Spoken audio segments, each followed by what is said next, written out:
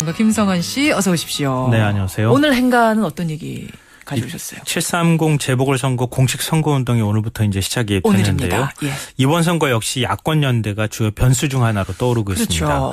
하지만 시간이 없다는 게 문제인데요.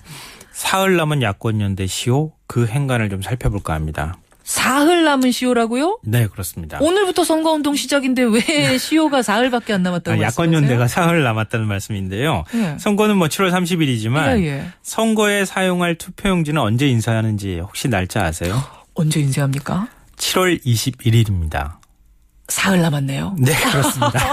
투표용지 인쇄까지 사흘. 네. 이 날짜를 넘기면 아무리 후보가 사퇴를 해도 예. 투표용지에 후보 이름 석자가 그대로 박히게 됩니다. 인쇄가 됩니다. 예, 선관위가 투표장에 안내, 사퇴 안내 공고문을 붙이게 되잖아요. 붙이긴 해요. 그래도 잘 안 보는 분들이 굉장히 많죠. 그래서 사퇴 효과가 크게 반감될 수밖에 없다 이런 거고요.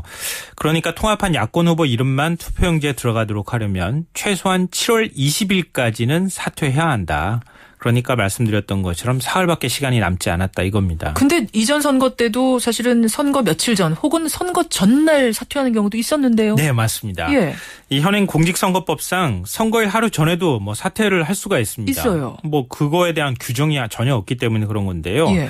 하지만 6.4 지방선거 때 바로 직전 선거죠. 야권 후보들이 이것만 믿었다가 큰 손해를 봤습니다. 그래요.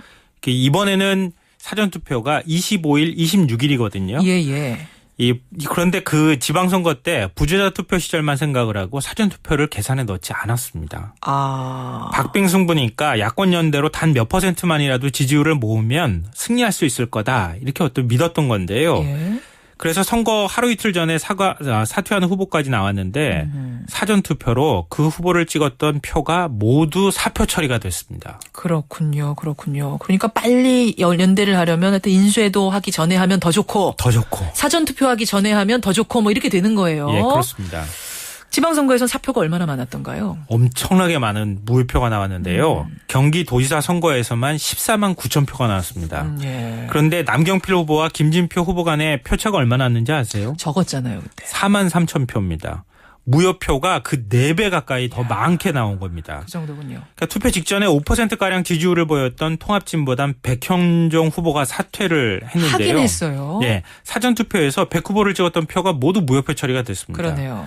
부산시장 선거에서는 상황이 훨씬 더 사실은 심각했는데요.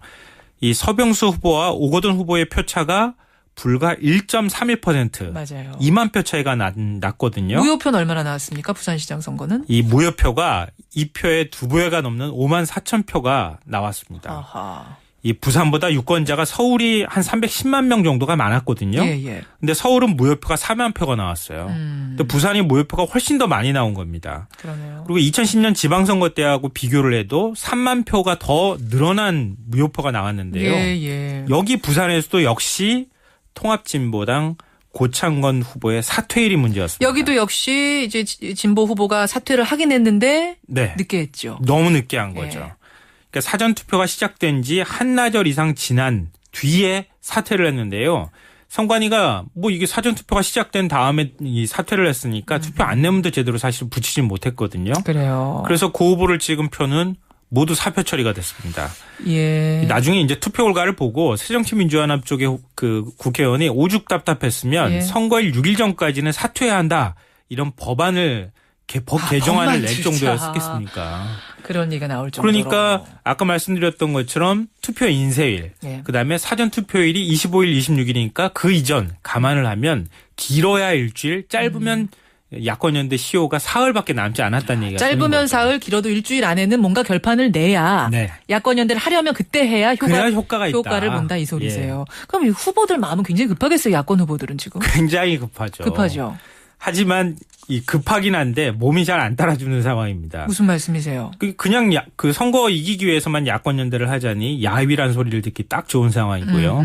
안 하자니 선거에서 질 게 뻔하고 참 답답한 상황입니다. 그래요. 이번 선거에서 최대 관심 지역이 이 동작을하고 수원 영통이라고 할 수 있을 것 같은데요. 예. 동작을의 선거구도 어떻게 됐습니까? 나경원, 기동민, 노회찬 이렇게 되는 거 아니에요? 네, 맞습니다. 근데 나경원 후보 대 이 야권 후보 4명이 싸우는 그런 형국입니다. 야권은 거의 활극 수준인데요. 과거 운동권 동지였던 허동민 전 지역위원장 거의 뭐 만류하고 눈물의 호소 뭐 이런 것들을 했는데 결국 뿌리치고 새정치연합 기동민 후보가 출마를 했잖아요. 예. 그리고 한때 민주노동당에서 한솥밥을 먹던 후보 3명. 그러니까 통합진보당 유선희, 정의당 노회찬, 노동당 김종철 후보가 한꺼번에 출마를 했습니다. 그러니까 통합진보당 유선희 후보와 노동당 김종철 후보는 많이 우리가 언론에서 안 다뤄서 그렇지 네. 여기 야권 후보가 훨씬 많은 거군요. 네, 맞습니다. 4명이나 되는군요. 그러니까 결국은 이제 야권 연대가 쉽지 않다 이런 얘기가 되는 건데요. 새정치연합이야 뭐 노회찬 후보가 양보해 줬으면 제일 좋은 상황인데 노회찬 후보 입장에서 양보가 쉽지 않죠. 예. 왜냐하면 떡값검사 명단 공개했다가 후보직 잃었잖아요. 아니 그냥 양보할 리는 절대 없습니다. 예, 지난번 맞습니다. 인터뷰에서도 그렇게 얘기했어요. 예. 그리고 수원 영통 같은 경우에도 상황이 똑같은데요. 여기도 마찬가지로 1대4 구도입니다. 새누리당 임태희 후보와 새정치연합 박강원, 정의당 천호선, 통진당 김식, 노동당 정진 후보가 지금 경쟁을 하고 있는데요. 예. 이 박강원 천호선 후보의 야권연대 설이 흘러나오고는 있지만 동작을 후보 사태와 맞물려서 어느 한쪽이라도 우리가 가지면은 다른 쪽을 내줘야 하는 이런 상황에 대해서 아주 복잡한. 그러니까 야권 연대를 하려면 동시에 같이 해야 돼요. 막 이것저것 다 얽혀 있기 때문에. 예, 맞습니다. 근데 시야는 굉장히 짧고 네.